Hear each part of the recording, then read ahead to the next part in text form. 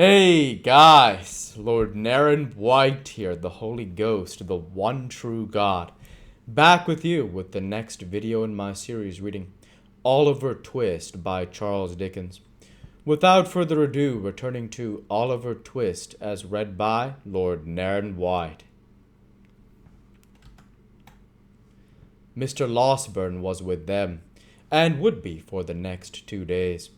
But Rose was too well acquainted with the excellent gentleman's impetuosity, and foresaw too clearly the wrath with which, in the first explosion of his indignation, he would regard with the instrument of Oliver's recapture, to trust him with the secret, when her representation in the girl's behalf could be seconded by no experienced person.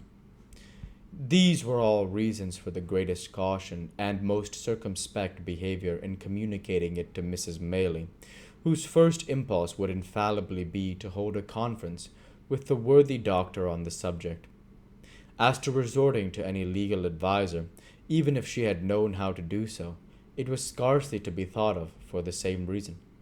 Once the thought occurred to her of seeking assistance from Harry, but this awakened the recollection of their last parting, and it seemed unworthy of her to call him back, when the tears rose to her eyes as she pursued this train of reflection. He might have by this time learned to forget her, and to be happier away. Disturbed by these different reflections, inclining now to one course and then to another, and again recoiling from all as each successive consideration presented itself to her mind, Rose passed a sleepless and anxious night. After more communing with herself next day, she arrived at the desperate conclusion of consulting Harry. "If it be painful to him," she thought, "to come back here, how painful it will be to me! But perhaps he will not come. He may write, or he may come himself, and studiously abstain from meeting me. He did when he went away. I hardly thought he would, but it was better for us both." And here Rose dropped the pen, and turned away as though the very paper which was to be her messenger should not see her weep. She had taken up the same pen and laid it down again 50 times, and had considered and reconsidered the first line of her letter without writing the first word, when Oliver, who had been walking in the streets with Mr. Giles for a bodyguard, entered the room in such breathless haste and violent agitation as seemed to betoken for some new cause of alarm. "What makes you look so flurried?" asked Rose, advancing to meet him. "I hardly know how I feel." "As if I should be choked," replied the boy. "Oh dear, to think that I should see him at last, and should be able to know that I have told you the truth." "I never thought you had told us anything but the truth," said Rose, soothing him. "But what is this? Of whom do you speak?" "I have seen the gentleman," replied Oliver, scarcely able to articulate. "The gentleman who was so good to me, Mr. Brownlow, that we have so often talked about." "Where?" asked Rose. "Getting out of a coach," replied Oliver, shedding tears of delight, "and going into a house.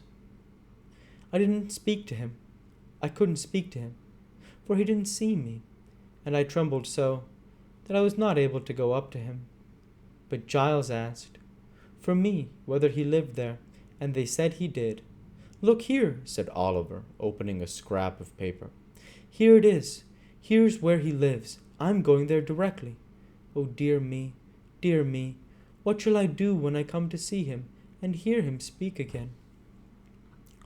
With her attention not a little distracted by these and a great many other incoherent exclamations of joy, Rose read the address, which was a Craven Street in the Strand. She very soon determined upon turning the discovery to account. "Quick!" she said. "Tell them to fetch a hackney coach, and be ready to go with me. I will take you there directly, without a minute's loss of time. I'll only tell my aunt that we are going out for an hour, and be ready as soon as you are." Oliver needed no prompting to dispatch, and in little more than 5 minutes they were on their way to Craven Street. When they arrived there, Rose left Oliver in the coach, under pretence of preparing the old gentleman to receive him, and sending up her card by the servant, requested to see Mr. Brownlow on very pressing business. The servant soon returned to beg that she would walk upstairs, and following him into an upper room, Miss Maylie was presented to an elderly gentleman of benevolent appearance, in a bottle green coat, at no great distance from whom was seated another old gentleman, in nankeen breeches and gaiters, who did not look particularly benevolent, and who was sitting with his hands clasped on the top of a thick stick, and his chin propped thereupon. "Dear me," said the gentleman in the bottle green coat, hastily rising with great politeness, "I beg your pardon, young lady. I imagine it was some importunate person who, I beg you will excuse me. Be seated, pray." "Mr. Brownlow, I believe, sir?" said Rose, glancing from the other gentleman to the one who had spoken. "That is my name," said the old gentleman. "This is my friend, Mr. Grimwig. Grimwig, will you leave us for a few minutes?" "I believe," interposed Miss Maylie, "that at this period of our interview, I need not give that gentleman the trouble of going away. If I am correctly informed, he is cognizant of the business on which I wish to speak to you." Mr. Brownlow inclined his head. Mr. Grimwig, who had made one very stiff bow, and risen from his chair, made another very stiff bow, and dropped into it again. "I shall surprise you very much, I have no doubt," said Rose, naturally embarrassed. "But once you showed great benevolence and goodness to a very dear young friend of mine, and I am sure you will take an interest in hearing of him again." "Indeed," said Mr. Brownlow. "Oliver Twist you knew him as," replied Rose. The words no sooner escaped her lips than Mr. Grimwig, who had been affecting to dip into a large book that lay on the table, upset it with a great crash, and falling back in his chair, discharged from his features every expression but one of unmitigated wonder, and indulged in a prolonged and vacant stare. Then, as if ashamed of having betrayed so much emotion, he jerked himself, as it were, by a convulsion into his former attitude, and looking out straight before him, emitted a long deep whistle, which seemed at last not to be discharged on empty air, but to die away in the innermost recesses of his stomach.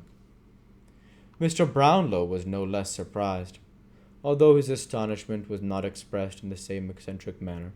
He drew his chair nearer to Miss Maylie's and said, "Do me the favor, my dear young lady, to leave entirely out of the question that goodness and benevolence of which you speak, and of which nobody else knows anything, and if you have it in your power to produce any evidence which will alter the unfavorable opinion I was at once induced to entertain of that poor child, in heaven's name put me in possession of it." "A bad one! I'll eat my head if he is not a bad one," growled Mr. Grimwig, speaking by some ventriloquial power, without moving a muscle of his face. "He is a child of a noble stature and a warm heart," said Rose, colouring, "and that power which he has thought fit to try him beyond his years has planted in his breast affections and feelings which would do honour to many who have numbered his days 6 times over." "I'm only 61, said Mr. Grimwig with the same rigid face. "And, as the devil is in it if this Oliver is not 12 years old at least, I don't see the application of that remark." "Do not heed my friend, Miss Maylie," said Mr. Brownlow. "He does not mean what he says." "Yes, he does," growled Mr. Grimwig. "No, he does not," said Mr. Brownlow, obviously rising in wrath as he spoke. "He'll eat his head if he doesn't," growled Mr. Grimwig. He would deserve to have it knocked off if he does," said Mr. Brownlow. "And he'd uncommonly like to see any man offer to do it," responded Mr. Grimwig, knocking his stick upon the floor. Having gone thus far, the 2 old gentlemen severally took snuff, and afterwards shook hands, according to their invariable custom. And we'll go ahead and stop there for this week. As usual, I want to say thank you for watching, and I hope you enjoyed.